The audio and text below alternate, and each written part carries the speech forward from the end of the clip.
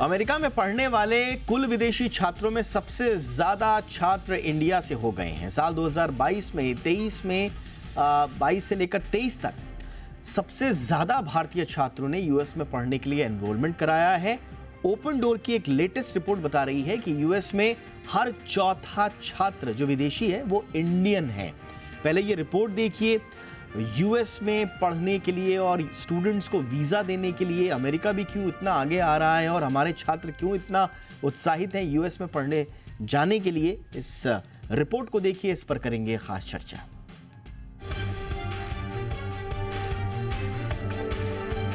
विदेश में पढ़ाई करने के लिए सबसे अच्छी जगह यूएस यानी यूनाइटेड स्टेट्स ऑफ अमेरिका को माना जाता है। यूएस में इंडियन स्टूडेंट्स को काफी पसंद भी किया जाता है। यही वजह है कि यूएस में पढ़ने वाले कुल विदेशी छात्रों में सबसे ज्यादा छात्र इंडिया के हैं।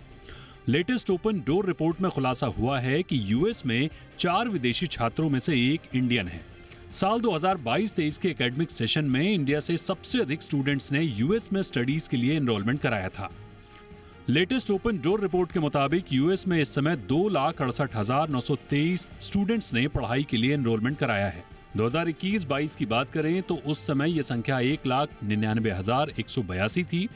इसी तरह साल 2020-21 के बीच 1,67,582 थी। वहीं साल 2019 से 2020 तक ये संख्या 1,93,124 थी, जबकि साल 2018 से लेकर 2019 के बीच ये संख्या 2,02,014 थी। लेकिन अब यूएस में पढ़ने वाले छात्रों की संख्या 1 मिलियन को पार कर रही है। लेटेस्ट ओपन डोर की रिपोर्ट बताती है कि 2023 के खत्म होने तक यहाँ के 70% इंस्टीट्यूट्स अंडर ग्रेजुएट स्टूडेंट्स को वरीयता देंगे। इतना ही नहीं, पिछले सालों की तुलना में अब सबसे ज्यादा इंडियन स्टूडेंट्स को यूएस में पढ़ने के लिए वीजा इश्यू हुआ है। रिपोर्ट के मुताबिक पिछले 20 सालों में इस साल सबसे ज्यादा वीजा यानी करीब 1,04,000 से ज्यादा इंडियन स्टूडेंट्स को इश्यू किए गए हैं। यूएस में इंडिया से पढ़ने के लिए जिन फील्ड्स के कैंडिडेट सबसे ज्यादा जाते हैं उनमें मैथ्स, कंप्यूटर साइंस, इंजीनियरिंग और एमबीए है। इंडिया के पहले सबसे ज्यादा विदेशी छात्र जिस देश के हैं वो कंट्री चाइना है। ये नंबर 1 पर है जहां से सबसे ज्यादा स्टूडेंट्स यूएस जाते हैं। हालांकि पहले से इनकी संख्या काफी कम हुई है। ब्यूरो रिपोर्ट, जी मीडिया। तो institute of international education IIE की ये रिपोर्ट है जो सामने आई है। इस रिपोर्ट का नाम है द ओपन डोर्स और इसमें बताया गया है कि सबसे बड़ा, अगर आप देखें, largest source of international graduates जो है यूएस के लिए वो बन चुका है भारत। क्या वजह है इसकी, बातचीत करने के लिए खास मेहमान हमारे साथ सनम अरोड़ा, चेयरपर्सन है national Indian students and alumni union की। बहुत बहुत स्वागत है सनम आपका हमारे शो पर। सबसे पहले तो बताएं, ये जो ट्रेंड है ये क्या सजेस्ट कर रहा है? हम लोगों को ज्यादा वीजा मिल रहे हैं या हम अप्लाई ज्यादा कर रहे हैं? दोनों ही बातें सच हैं। हम लोग अप्लाई भी ज़्यादा कर रहे हैं और हमें वीज़ाज़ भी ज़्यादा मिल रहे हैं। एक तो अगर आप ट्रेंड देखें पिछले कुछ सालों से और डेकेड से, हमारी बिकॉज़ इंडिया बहुत ज़्यादा फ्लुएंट हो रहा है, हमारी आर्थिक स्थिति बेहतर हो रही है और हमारे यंग लोग एस्पिरेशनल हैं, एम्बिशियस हैं, इसलिए हम ज़्यादा अप्लाई भी कर रहे हैं। हम लोग बेस्ट एजुकेशन चाहते हैं दुनिया भर से, तो अप्लाई भी ज़्यादा कर रहे हैं और वीज़ाज़ भी बोथ। जैसे यूके में जहाँ मैं हूँ, लंदन में इस समय, यहाँ पे भी सेम स्टैटिस्टिक्स हैं, एग्जैक्ट सेम ट्रेंड है। Indians have actually surpassed Chinese for example. तो कुछ दूसरे देश हमें ज़्यादा वेलकम कर रहे हैं, कुछ हम ज़्यादा अप्लाई कर रहे हैं। एब्सोल्युटली। लेकिन ये यूएस में जाने का ये ट्रेंड क्या सजेस्ट करता है? हम लोग क्या, क्योंकि मैं देख रहा हूँ कि मैथमेटिक्स और बाकी ऐसे सब्जेक्ट्स हैं जिनको पढ़ाई के लिए सबसे ज़्यादा यूएस जा रहे हैं बच्चे, तो बार बार ये आर्ग्यूमेंट आता है कि क्या हमारे यहाँ ऐसी पढ़ाई नहीं हो पा रही है, ऐसा एक्सपोजर नहीं है हमको जो हम वहाँ जा रहे हैं?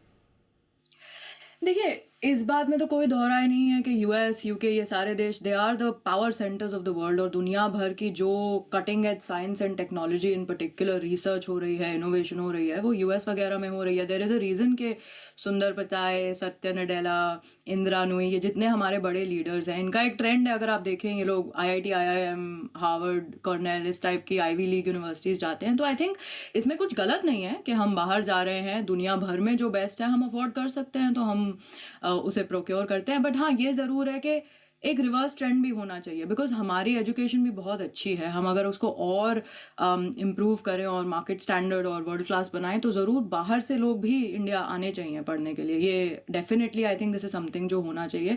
एज इट स्टैंड्स इसमें कुछ गलत नहीं है कि हम बाहर जाके बेस्ट ऑफ द वर्ल्ड लेके घर वापस आना चाहें तो। एब्सोल्युटली एब्सोल्युटली अग्री कि इस पे कोई बुराई नहीं है कि आप विदेश जा रहे हैं। और देखिए एक और डेटा आप देखिए, ये डेटा बताता है कि जो भारतीय छात्र हैं वो सबसे ज़्यादा है लीडिंग है जिन लोगों ने ओपीटी को ऑप्ट किया, यानी कि जो ऑप्शनल प्रैक्टिस ट्रेनिंग है, optional practical training, I am so sorry, ये एक तरह से एक टेम्परेरी वर्क परमिशन है। तो यानी कि आप पढ़ाई के साथ साथ जो रियल वर्ल्ड में अपनी फील्ड के हिसाब से उसका एक्सपोजर ले सकते हैं। तो ये ओपीटी को ऑप्ट करने वाले भी सबसे ज़्यादा इंडियंस ही हैं।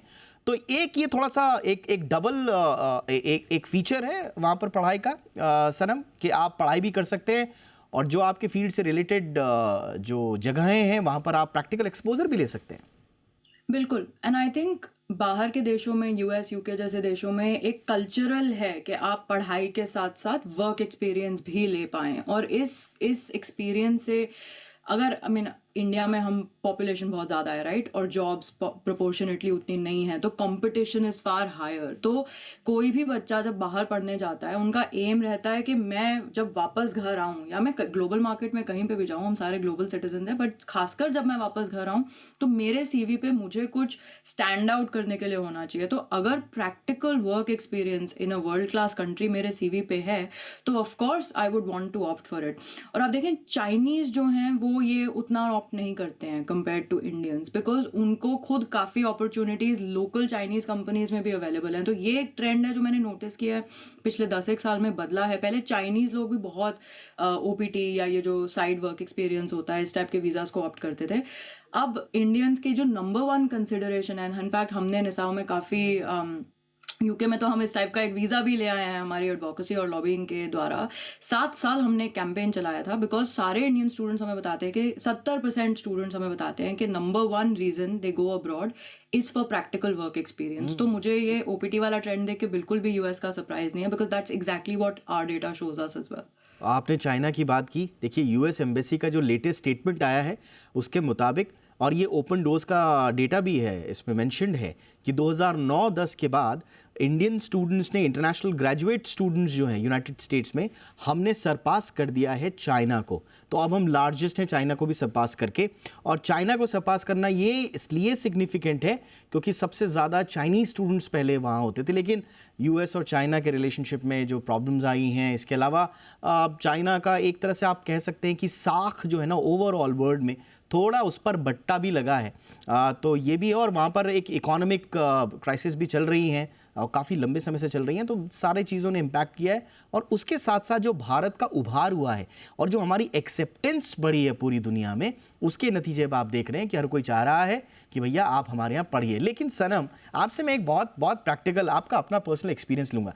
जब आप यूके में बैठी हैं या आप दूसरे देशों में भी जाती हैं, क्या लगता है आपको वहाँ बैठकर देखने से, क्या लगता है कि यार इंडिया में ये होना चाहिए तो हम यहाँ ना आएँ?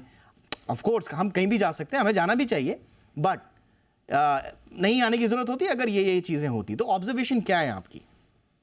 मेरे ख्याल से बहुत अच्छा सवाल है दीपक जी, बिकॉज हमें इंडिया को वर्ल्ड लीडिंग बनाना है, that is our number 1 aim. उसके लिए आई थिंक हमारे एजुकेशन सिस्टम को इंटरनेशनलाइज होना बहुत ज़रूरी है फिलहाल। और खासकर दो एंगल्स हैं। एक तो हमें इंटरनेशनलाइज होना बहुत ज़रूरी है, जो आई नो कि यूजीसी यूनिवर्सिटी ग्रांट्स कमीशन काफ़ी इस तरफ काम कर रही है एनईपी वगैरह के द्वारा, but I think there is a lot to be done still there.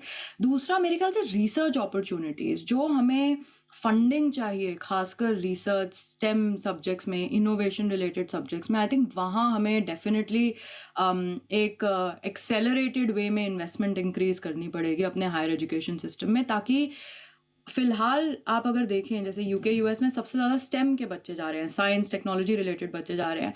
क्यों वो बाहर जाना पड़ रहा है? क्योंकि उनको वो रिसर्च अपॉर्चुनिटीज़ शायद से उतने उस लेवल पे, उस स्केल पे, उस इन्वेस्टमेंट के साथ घर पे नहीं मिल रही हैं। That is something I think हमें अर्जेंटली फोकस करके इस पर इन्वेस्ट करना चाहिए, ताकि हमारा जो टैलेंट है, तो यू नो सिलिकॉन वैली में क्यों बने, वो बैंगलोर में, हैदराबाद में, चंडीगढ़ में और जयपुर में क्यों ना बने। एब्सोल्युटली, ये आपने बहुत इंपॉर्टेंट बात बोली। देखिए, और मैं इसको कई बार कहते भी रहता हूँ, हमने बहुत सारे डेटा भी दिए हैं कि हम इंडियंस जो हैं वो जीडीपी का कितना परसेंट स्पेंड कर रहे हैं रिसर्च एंड डेवलपमेंट में। यूएस में अगर आप जाएंगे जीडीपी का एक सिग्निफिकेंट अमाउंट है, 3, 4, 6% तक है वहाँ पर जो रिसर्च एंड डेवलपमेंट में करते हैं। हमारे यहाँ वो अभी तक 1% भी नहीं पहुँचे हम अभी। तो हमें रिसर्च में अभी इन्वेस्टमेंट बढ़ाना होगा। जब हम बढ़ाएंगे तो स्वाभाविक रूप से अब मैथ्स है, कंप्यूटर साइंस है, इसको पढ़ने के लिए यूएस जा रहे हैं हमारे बच्चे।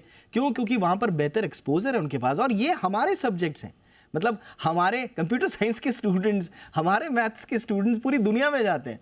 तो जो स्किल हमारे पास है उसकी अगर उसका अध्ययन हमारे पास नहीं होगा तो ये बड़ा थोड़ा सा इश्यू आएगा। रिसर्च एंड डेवलपमेंट यही कैच है सनम। रिसर्च एंड डेवलपमेंट और एक इंटरनेशनलिस्टिक अप्रोच लेके चलना। हमारी यूनिवर्सिटीज़, मुझे ऐसा लगता है कि देखिए एजुकेशन हमारी बहुत बढ़िया है, I am a product of our education system, तो आई स्ट्रांगली फील हमारी एजुकेशन बहुत बढ़िया है, लेकिन हमें थोड़ा इंटरनेशनलाइज होना पड़ेगा। हमें थोड़ा अपने कैंपसेस पे, आई नो काम शुरू हो गया इस तरफ, बट थोड़ा और हमें एक इंटरनेशनलिस्टिक व्यू लेके चलना। मैं आपको एक इंटरनेशनल और कटिंग एज एग्जांपल दूं। आर्टिफिशियल इंटेलिजेंस आज की डेट में एक बहुत बड़ी चीज़ है दुनिया भर में। यूनाइटेड स्टेट्स में प्रेसिडेंट बाइडेन ने रिसेंटली एक एग्जीक्यूटिव ऑर्डर दिया है कि जिसके द्वारा यूनिवर्सिटीज़ में फंडिंग जाए आर्टिफिशियल इंटेलिजेंस रिलेटेड प्रोजेक्ट्स की, ताकि वो सिर्फ कॉरपोरेट से ना निकले। यूके में जहाँ मैं बैठी हूँ, हमारा एक स्टेटेड एम्बिशन है 2030 तक ब्रिटेन को एक नॉलेज इकोनॉमी और साइंस एंड इनोवेशन इकोनॉमी बनाने का, at the cutting edge of it. Same thing क्या हम इंडिया में बजट्स निकाल के एक इंटरनेशनल अप्रोच, एक वर्ल्ड क्लास, एक कटिंग एज अप्रोच लेके नहीं चल सकते? मतलब फॉर एग्जांपल जैसे हमारे पास टी हब जैसी बहुत बढ़िया चीज़ें हैं, दुनिया का लार्जेस्ट इंक्यूबेटर सेंटर है फॉर एग्जांपल, या हमारा जो इनोवेशन हर डिफरेंट स्टेट में हो रहा है, उसके लिए एक जो इंटरनेशनल और एक ग्रोथ माइंडसेट चाहिए, backed with the dollars to make things happen. That's what we really need. Absolutely, Sanam. And let me give you one example. This is my observation. बहुत सारे लोगों को ये बात बुरी लगेगी। आपने AI की बात करी। अब देखिए यूके, यूएस और इंडिया के अप्रोच में यूनिवर्सिटीज़ की और कॉलेजेस, खासतौर से जो प्राइवेट कॉलेजेस हैं, उनकी अप्रोच में डिफरेंस देखिए। आपने बात की AI की, मुझे खुद मालूम है, हमारे साथ के बहुत लोग, उनको बुलाया गया है गवर्नमेंट्स की ओर से। यूके गवर्नमेंट ने खासतौर से AI और साइबर सिक्योरिटी में यहाँ से लोगों को बुलाया है वर्कशॉप्स के लिए, और उनको उन्होंने ऑफर भी किया कि आइए आप यहाँ हमारे साथ काम कीजिए। वर्सेस इंडिया, अब यहाँ का एक इंस्टीट्यूशन अपनी एडवर्टीजमेंट में छाप देगा हमारे पास AI भी है, हमारे पास फलाना भी है, और वो क्या करेंगे, गूगल करेंगे कोर्सेस, गूगल करके वो कोर्स एक बिठाएंगे, जमाएंगे और अपने कोर्स करिकुलम में डाल देंगे सरकार को ये बताने के लिए कि देखिए साहब हमने तो AI कर दिया। सो ये जो एक कैजुअल अप्रोच है सब्जेक्ट्स को बनाने की, ये इतनी खतरनाक है कि इसकी वजह से बार बार हमें अनएम्प्लॉयबिलिटी का इशू दिखता है। हमारे ग्रेजुएट 70% से ज़्यादा जो इंजीनियरिंग ग्रेजुएट्स हैं वो अनएम्प्लॉयबल हैं। हमारे MBAs वो अनएम्प्लॉयबल है। क्यों? क्योंकि उनका करिकुलम तो आपने बना दिया, लेकिन उनके पास सही एक्सपोजर नहीं है। अगर मैं कहीं गलत हूँ तो बताइए सनम। नहीं, मैं तो कहूँगी you hit the nail on its head, because ये अनएम्प्लॉय, एक हमारे यहाँ एक प्रवासी भारतीय दिवस नाम का इवेंट होता है जो हर 2 साल मिनिस्ट्री ऑफ एक्सटर्नल अफेयर्स करती है। तो कुछ साल पहले मैं वहाँ पे we were having an address on the education and innovation sector. Sushma ji तब हमारे साथ थी। वहाँ पे हमने ये बात बोली थी जो आपने बोली है दीपक जी, कि अनएम्प्लॉयमेंट से ज़्यादा बड़ी प्रॉब्लम अनएम्प्लॉयबिलिटी है, precisely because of the reason you outline. Because हमारे कितने बच्चे हैं जो बाहर निकलते हैं, उन्होंने मास्टर्स और बैचलर्स इंजीनियरिंग में की हुई है, बट वो थोड़ी सी कोडिंग नहीं कर सकते। Technical skills is one thing, soft skills is another problem also. Because कितने तो मैं स्टूडेंट्स देखती हूँ, ये फर्स्ट क्लास ऑनर्स लेके या 70% लेके निकल रहे हैं academically, but they are not able to communicate their point. तो अगर आप आज की डेट में इतना कंपटीशन है, अगर आपके पास वो कॉम्बिनेशन नहीं है, ना तो सॉफ्ट स्किल्स का, ना ही आपके एक्चुअल टेक्निकल एक्सपर्टीज का, तो आप कहीं नहीं जा पाएंगे। Because this is a global war for talent now, because economic growth is so constrained globally. इसीलिए जो आपका पॉइंट है कि हमारे यूनिवर्सिटीज़ किस तरह से करिकुलम डिज़ाइन कर रहे हैं, किस तरह से एजुकेशन इम्पार्ट कर रहे हैं, I think we need to do a fundamental reset. उसके लिए सारे स्टेक होल्डर्स को साथ मिलके, whether it is the government looking at how much investment the government puts into the sector, or whether it is our own vice chancellors taking a deep look कि हमें किस तरह से education, because education is the bedrock of our growth, right? We have these ambitions, तो ये हमें backbone है हमारी। और एक चीज और जब आपने सॉफ्ट स्किल कहा ना, ये बहुत इंपॉर्टेंट बात है इंडिया में कम से कम इस बात को समझना कि सॉफ्ट स्किल का मतलब अंग्रेजी बोलना नहीं है। लोगों को ये लगता है अंग्रेजी आती है तो सॉफ्ट स्किल आ गई। सॉफ्ट स्किल बहुत एक अलग चीज़ है, वो कम्युनिकेशन से जुड़ा हुआ है। कई बार कुछ लोगों को अंग्रेजी भी कम आती, लेकिन वो बहुत अच्छे तरीके से कम्युनिकेट कर लेते हैं, तो वहां पर उनकी सॉफ्ट स्किल अच्छी हो गई, वो ज़्यादा एम्प्लॉयबल हो गए। लेकिन यहाँ पर इंडिया में ये भी, जहाँ पर अंग्रेजी सीखने की किताबें अभी भी फुटपाथ पर मिलती हूँ, वहाँ पर आप सॉफ्ट स्किल को आप एक बड़े पर्सपेक्टिव में नहीं देखते, आप उसको सिर्फ लैंग्वेज के नज़रिए से देखते हैं। ये आपने बिल्कुल सही कहा कि पूरा एक शिफ्ट लाना पड़ेगा हमें अप्रोच में। और चलिए इसी बहाने हमने बातचीत करी कि हमारे स्टूडेंट्स यूएस क्यों जा रहे हैं। अच्छी बात है, जाएं, मैं तो बोलता हूँ बहुत जाएं, सारी दुनिया में हमारे स्टूडेंट्स पढ़ने जाएं, सारी दुनिया को हमारे स्टूडेंट्स की आवश्यकता है भी, लेकिन हमारे यहाँ भी इससे सीख लेते हुए कुछ अमूलचूल परिवर्तन हो, ताकि वो बच्चे वापस आकर यहाँ पर कुछ कर पाएँ। थैंक यू सो मच सनम, बहुत अच्छी बातचीत रही आपसे। ये तो इंटरव्यू नहीं हो गया, एक तरह का पॉडकास्ट हो गया टीवी का।